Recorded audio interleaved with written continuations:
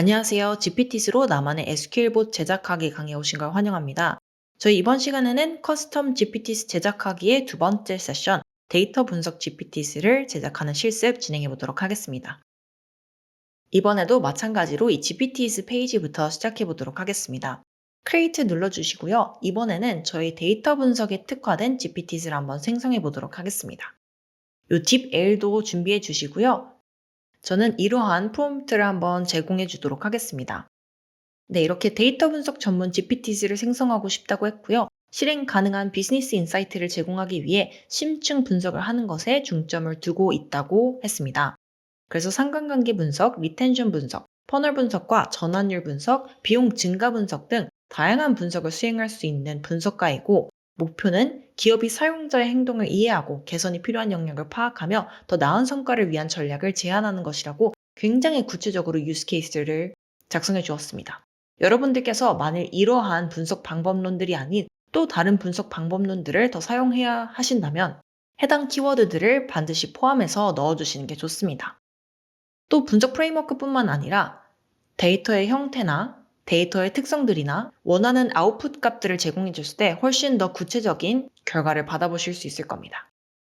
그 다음에 분석된 데이터를 기반으로 인사이트와 실행 가능한 계획을 제공해서 기업이 정보에 입각한 의사결정을 내릴 수 있도록 지원해 줬으면 좋겠다고 했고요.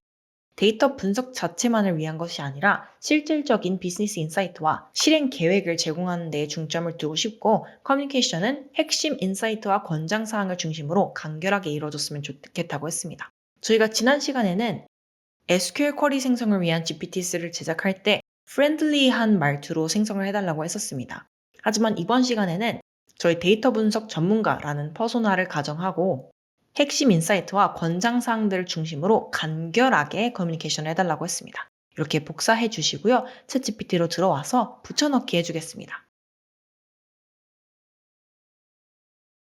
그러면 이렇게 GPT가 업데이트 되는 걸 보실 수 있을 겁니다. 데이터 인사이트 애널리스트라고 제안해주고 있네요. 이거 마음에 든다고 한번 해보도록 하겠습니다. 그러고 나서 동일하게 프로필 픽처 생성한다고 하고요. 잠깐 기다렸다가 확인해 보도록 하겠습니다. 네, 이렇게 굉장히 전문적이고 기술적이어 보이는 프로필 이미지 완성된 거 보실 수 있습니다. 마음에 든다고 한번 해볼게요. 혹시 마음에 들지 않으신다면 더 원하는 분위기의 이미지를 생성해달라고 언제든지 프롬프트를 날리실 수 있습니다. 자, 이번에는 이런 질문이 나오고 있는데요. 어떤 점들이 특히나 강조되거나 피해야 되는지에 대해서 질문을 하고 있습니다. 저희 이 질문에 대해서도 다시 한 번 또 챗GPT를 활용해서 응답을 생성해 줄 겁니다. 그래서 저희 챗GPT 하나 더 띄워줄게요.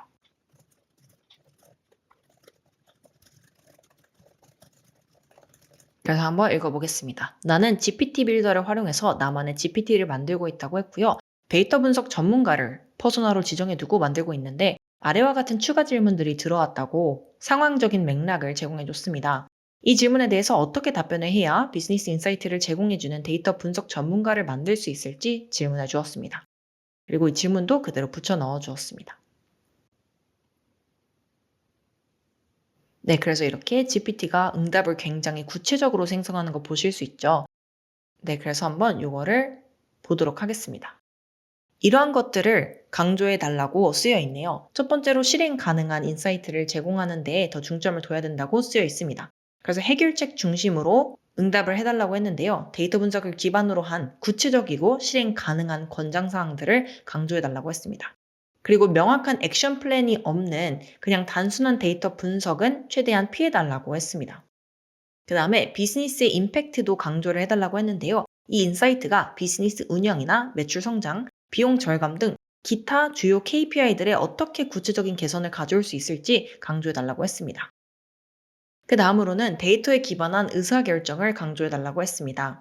그래서 evidence based라고 해서 모든 추천사항들과 권장사항들은 확실히 데이터와 통계 분석에 기반해야 된다라고 말을 했고요. 견고한 데이터의 백업 없이는 이 인사이트를 제공하지 말아달라고 했습니다. 또 predictive analysis가 포함되어 있는 걸 보실 수 있는데요. 예측 모델링이 필요할 때는 예측 모델링을 통해서 미래의 트렌드와 잠재적 결과를 예측하고 비즈니스에 선제적으로 대응할 수 있는 기회들을 모색해달라고 했습니다. 그 다음에는 명확하고 간결한 커뮤니케이션을 해달라고 하고 있는데요. 이해 관계자들을 혼란스럽게 할 수 있는 그런 기술적인 용어들은 최대한 피하고 명확하고 이해하기 쉬운 방식으로 분석을 제시해달라고 했고요. 또 간결하게 보고를 해달라고도 했습니다. 특히나 주요 메시지들을 흐리게 할 수 있는 과도한 세부 정보는 이 보고서에 포함하지 말아달라고 쓰여 있네요. 그 다음에 맥락적인 관련성, contextual relevance가 있습니다. 첫 번째는 비즈니스 맥락인데요. 사용자의 특정 비즈니스 맥락과 산업에 맞춰서 분석을 조정해달라고 하고 있고요. 비즈니스의 고유한 도전들과 기회를 고려하지 않는 일반적인 인사이트는 피해달라고 했습니다. 또 비교 분석을 해달라고 했는데요. 인사이트에 대한 맥락을 제공하기 위해서 업계 표준이나 경쟁사 또는 과거 성과와의 벤치마킹 또는 비교를 제공해달라고 했습니다. 그 다음에는 전략적 얼라인먼트입니다. goal oriented라고 해서 이 분석 결과가 비즈니스의 전략적인 목적과 일치되도록 튜닝을 해달라고 했고요. 또 KPI 포커스드라고 해서 이 인사이트가 비즈니스에서 추적하고 있던 주요 성과 지표 KPI와 직접적으로 관련이 되도록 해달라고 했습니다. 그 다음에 피해야 될 사항도 이렇게 쓰여 있는데요. 첫 번째, 과도한 복잡성이나 관련 없는 데이터, 모호함은 피해달라고 했습니다.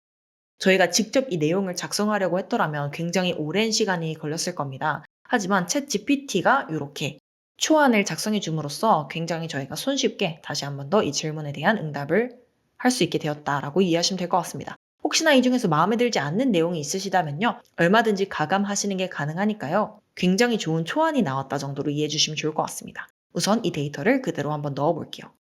그러면 GPT 업데이트되고 있는 거 보실 수 있고요. 그 다음에 이번에는 커뮤니케이션의 어투를 질문하고 있습니다. 이번에는 저는 포멀하게 해달라고 해보도록 하겠습니다. 그 다음에 포멀 톤으로 완성이 되었다고 하고요.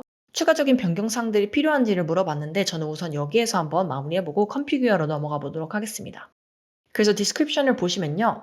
액셔너블 비즈니스 인사이트를 제공하기 위해서 깊이 있는 데이터 분석을 하는 그런 GPTs라고 정의가 되어 있고요. 이 instructions 부분도 한번 번역을 해보도록 하겠습니다. 그래서 잘 들어가 있는지 마지막으로 확인해 줄게요. 네, 데이터 인사이트 분석가는 심층 분석을 수행하고 실행 가능한 비즈니스 인사이트를 제공하는 전문가라고 쓰여 있고요. 분석은 솔루션과 비즈니스 영향에 초점을 맞춘 실행 가능한 인사이트를 강조해야 되고 증거에 기반하고 예측 가능한 권장사항을 제공해달라고 했습니다. 또 명확한 커뮤니케이션과 간결한 보고를 통해서 명확하고 단순한 보고서를 작성해달라고 했고요.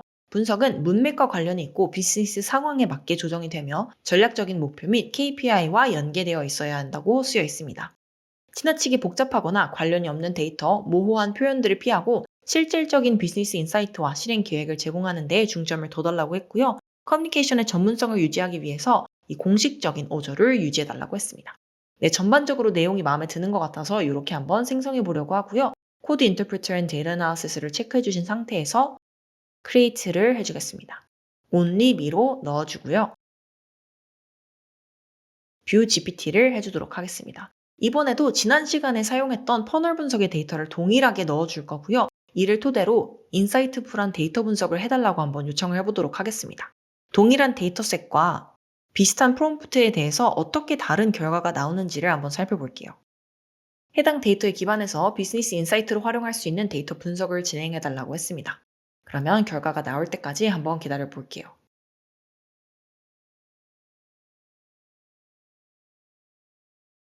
네, 결과를 보겠습니다. 처음으로는 데이터셋에 대해서 파악하고 있는 모습 보실 수 있고요. 그 다음에 Initial Analysis and Insights라고 해서 몇 가지의 분석 과제들을 보여주고 있습니다.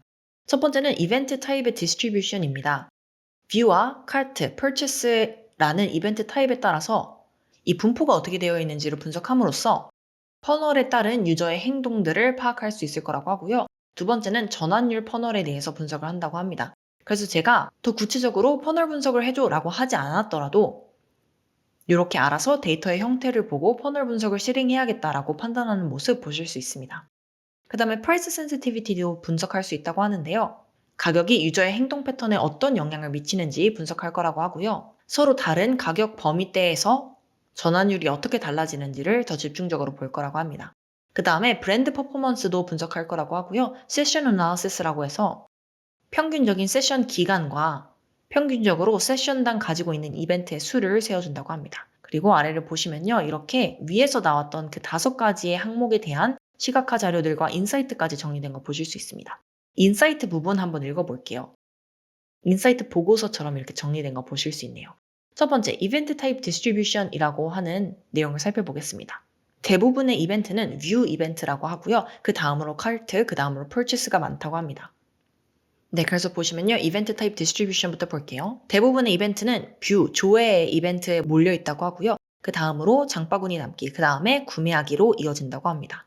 이거는 대부분의 사용자가 제품을 먼저 조회하고 그 일부가 장바구니에 추가를 한 후 그 중에서 더 적은 수가 구매를 완료하는 그 전형적인 퍼널을 나타낸다고 하고 있고요. 그 다음에 전환 퍼널에 대한 분석을 보면요. 이렇게 뷰는 훨씬 더 많고 카트와 펄치스로 갈수록 계속해서 사용자의 수가 감소한다고 쓰여 있습니다. 여기에 Actionable Insights and Recommendations라고 해서 실행 가능한 인사이트와 권장사항들이 나오게 되는데요. 첫 번째, 전환율을 최적화해달라고 합니다. 그래서 장바구니 이탈 방지 전략을 세운다고 하는데요. 예를 들어서 리마인더 이메일을 보내거나 할인 또는 프로모션을 제공하거나 결제 과정을 단순화하는 전략을 구현해서 장바구니 이탈률을 감소시킬 수 있다고 합니다. 또 개인화된 추천도 가능할 거라고 하는데요. 개인화된 추천을 사용해서 제품이 장바구니에 추가되고 구매될 가능성을 높여달라고 하네요. 그 다음으로 가격 민감도에 대한 분석도 나와 있습니다. 다양한 가격 범위가 전환율에 미치는 영향을 이해하기 위해서 상세한 분석을 수행해달라고 하네요. 이거는 저희가 후속으로 한 번 더 질문을 해보도록 하겠습니다. 그 다음에 브랜드 성과를 평가해서 어떤 브랜드가 가장 많은 뷰와 카트 그리고 purchase를 가지고 있는지 파악하라고 하고요. 성과가 높은 브랜드를 중심으로 마케팅 노력을 더 집중하라고 합니다. 마지막으로 사용자 경험을 개선하라고 하는데요. 이 세션 데이터들을 분석해서 사용자 행동을 이해하고 플랫폼의 전체적인 사용자 경험을 개선하라고 합니다. 여기에서 가격 민감도에 대한 분석과 브랜드 성과에 대한 상세한 분석을 진행할지 질문하고 있습니다. 그러면 저희는 이 price sensitivity에 대해서 더 디테일한 분석 진행해달라고 할게요. 네, 그래서 yes, please proceed on detailed price sensitivity analysis라고 했습니다. 네, 그러면 보시면요. price sensitivity analysis를 위해서 price의 range를 정리하고 있는 거 보실 수 있고요. 이 price range에 따른 이벤트 타입의 수, revenue, 그리고 conversion rate가 정리가 되어 있습니다. 그리고 여기에서 더 이해하기 쉽게 인사이트를 바로 뽑아주고 있네요. 이거 한번 저희 번역해서 살펴보도록 하겠습니다.